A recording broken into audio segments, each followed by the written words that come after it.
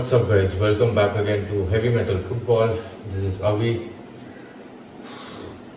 So, the day I've dreaded to never happen in my life has just happened.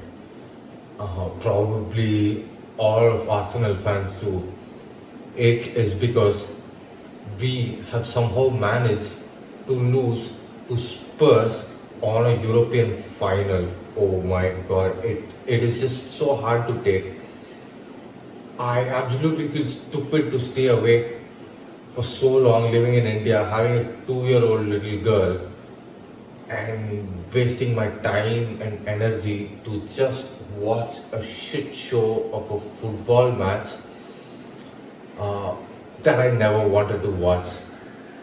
Uh, you know what, to be really honest, uh, uh, prior to the game, in the build up to the game, usually, being a football fan, being like whatever club you support, right? You will be excited to play a finals, but for some reason, I didn't feel excited. I didn't feel sad. It's not that I wasn't confident. It is just that I felt nothing at all, and it was how exactly the game went, right? And it is I don't think I will ever forget this moment in my life, right? Like losing to Spurs in a final. I think this will be etched in history of football, and I'm pretty sure like every other club fans will like troll us, which is fine. But it is. I just don't know how to put it in words. But losing to Spurs in a final is criminal.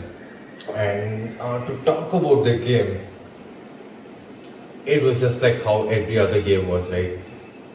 It lacked excitement, it lacked everything that has to be in a good match of football. That too, after watching like Inter play Barca, etc., it felt so lifeless. And I know all of you are going to blame the players, etc., which I do too. But I think this guy has to just leave this football club. I mean, there are things that you can do, and there are things that you cannot do. And beyond all that, there is something called as insanity. That is when you do the same thing again and again and again and expect a different result. That is insanity. And that is exactly what Amarim has managed to do. His reluctance to play the best footballers that this club has, and to play some of his favorites, has cost the club. And I don't know how he has managed to bring us to 70. I don't remember. I don't have a memory of us beating an English team since this guy came.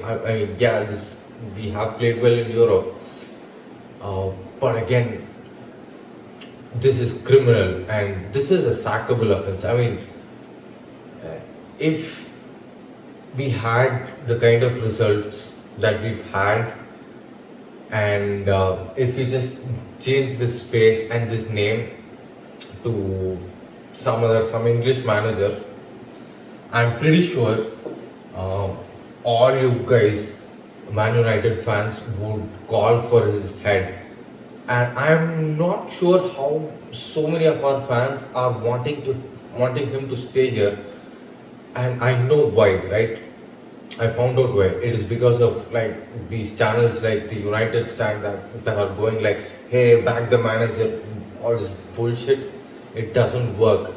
I mean, how do you expect uh, any board or any fan to back this guy? It is just, uh, it's just beyond me.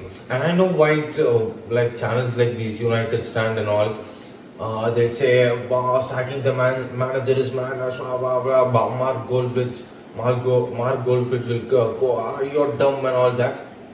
No, I think uh, his whole channel and people who follow him are have become so toxic. I don't blame the people who follow him. I used to be one of his followers too, like, but then he's far away from reality. He's not the same Mark Goldbridge that I knew once was.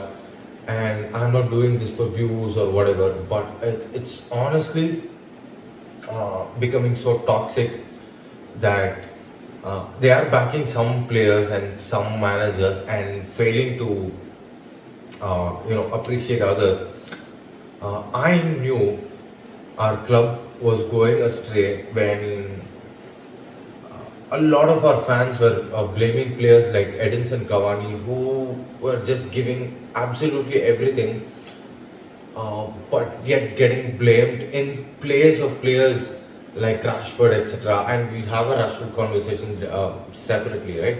And now the same thing has happened to players like Joshua Zirkzee, Casemiro, who are cultured footballers, yet they never get their credits. And I know most of these fans were like backing players like Garnacho, even Bruno. To be honest, I've always liked Bruno, but I also know his limitations.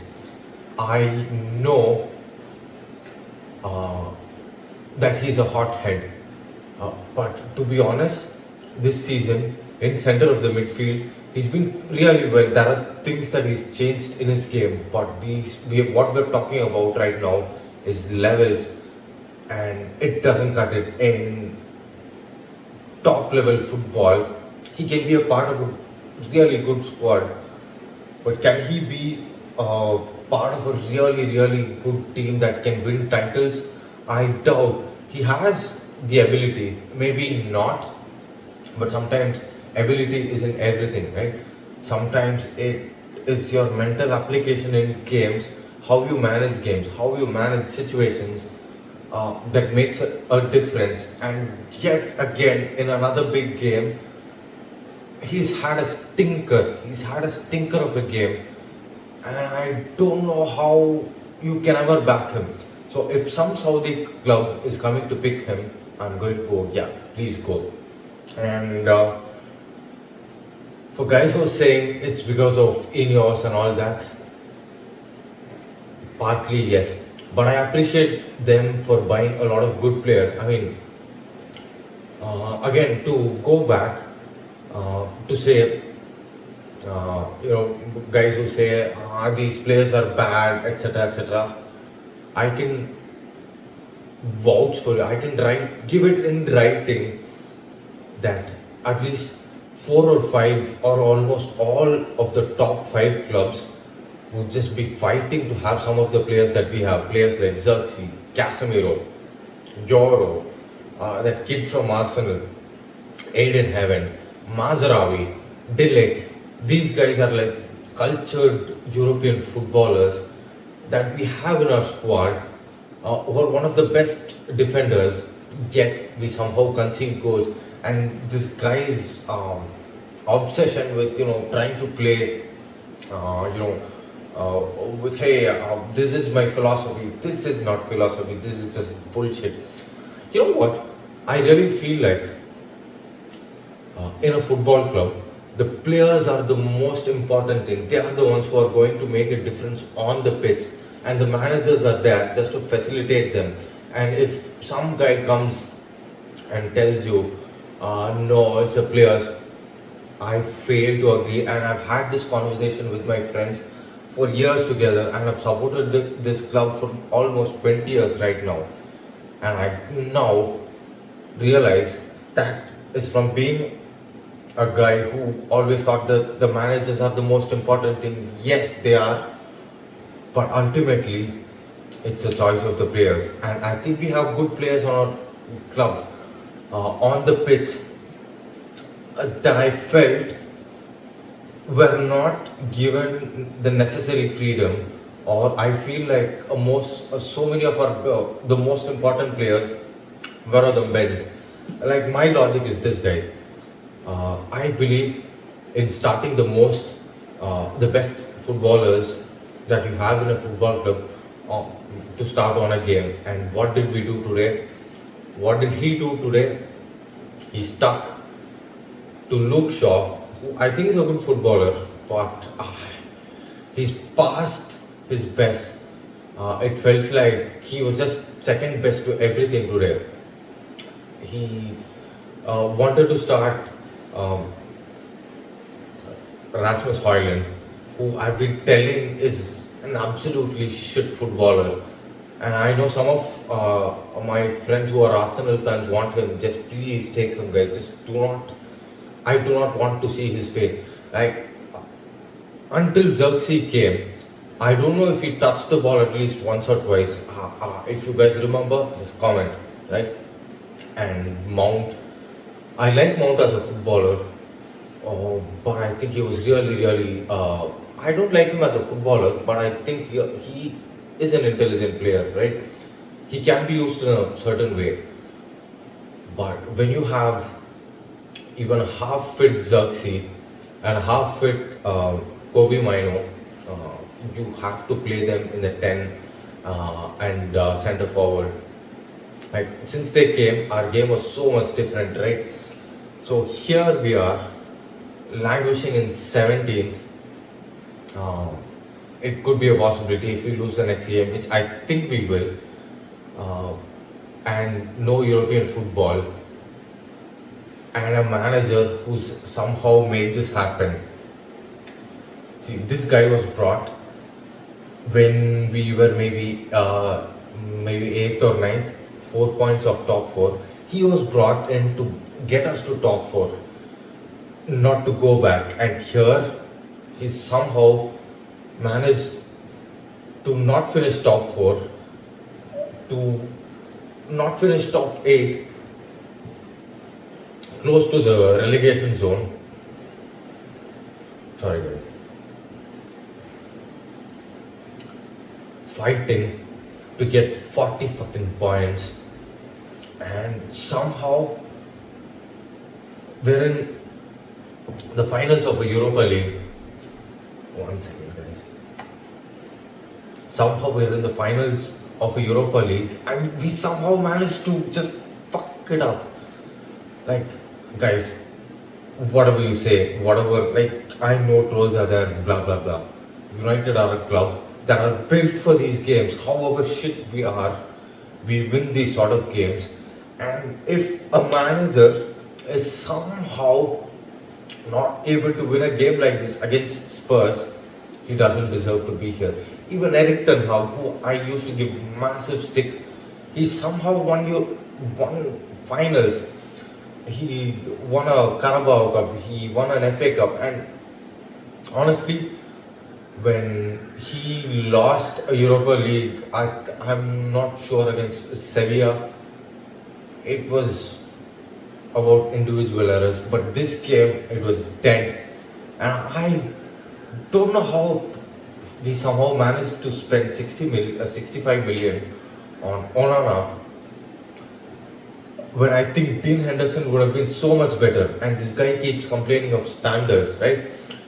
He let Rashford go for setting the wrong examples, which I completely backed. I was all in on this guy. I completely backed him. But to do that and to keep starting players like Garnacho and Højlund, who are game after game giving you bad performances, it's a crime, and it doesn't cut it at a club like this. And I really don't know what to feel. It's like it is so lifeless, and it feels like dark days. But then it is not as bad as sometimes you think. It's all it takes is a manager who's not super fancy, who's just doing things at the absolute basic level. What is that Newcastle's manager, guys? I forgot his name. I know his name, it's just not striking me. Guys like Thomas Frank, who Thomas Frank, I have huge respect. Like season after season, after losing his best players, somehow keeps them in the Premier League. And again, the Newcastle guy, he's been doing fantastically well. He took Newcastle when they were 17th, managed to fight relegation, and then the season after that finished top four, and then the season after that played in Europe, but then struggled in the Premier League because yes, sometimes it's hard to play two tournaments at once. And again, this season he's finishing top four. It's the same with who's that Aston Villa guy? Oh damn! This is I feel so stupid that I'm not even remembering names. I'm so pissed that I'm not remembering names. But the point is, these guys do the absolute basics. Just play your best footballers, set teams up defensively strong, and then let your attacking players do what they want to do. And we have this guy who's so stuck on playing a three at the back, which on paper and in practice should help you not concede goals. And we somehow concede every single game. I've never seen us keep a clean sheet and we struggle to score goals. Why? Because we do not have attacking wing backs. We need to have wingers as wing backs. And then you have this guy who's let Anthony go. I don't know for what reason when we have a thin squad. And also, when Anthony was playing really well at right wing back with Amad Diallo, them playing together, our attacking was so much better. Yet, this guy has somehow managed to set all of them out and then complain that we have a weak squad. And do not fall for what this guy says on the media. Even after the game in the press conference, I'm sold by what he talks, but then I'm also not sold. So this whole thing of guys saying, "Oh, once we get Gyökeres, we're gonna be so much better," it's bullshit. If when you have guys like Xerxes, etc., and you can't do well, I don't know what a guy like Gyökeres can do because you're not creating chances. This guy again thrives on chances. He's not going to create chances for himself. At least Xerxes can. He can create chances for others. With this shit show that we are having right now, a single centre forward cannot help us. You need two completely different number 10s, and you need wing backs who are actually wingers that are playing wing back because that is the only source of your width, right? And you also need players who are going to rise when you play big games like these, like guys like Casemiro, who I thought had a really good game, guys like Xerxes, Lenny Yoro, who I thought was fantastically good today, Mazarawi, who are cultured footballers, and then you have to get players that are going to like make this whole thing better. Like with Bruno, it feels so dividing. I've always liked him as a footballer.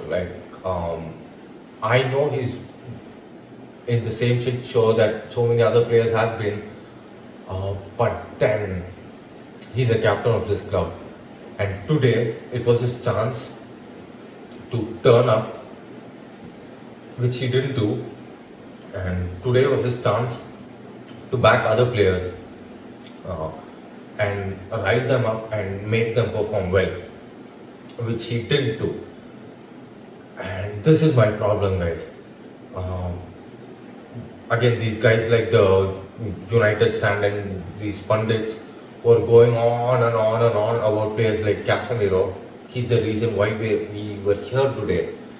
And yet, this guy just didn't give him a chance when he came in. The way that he just cast him out, saying that it's nothing personal. It's just that this footballing philosophies don't work. Same for Xerxes. You know why he's here today playing the European finals? It's because of both of these players.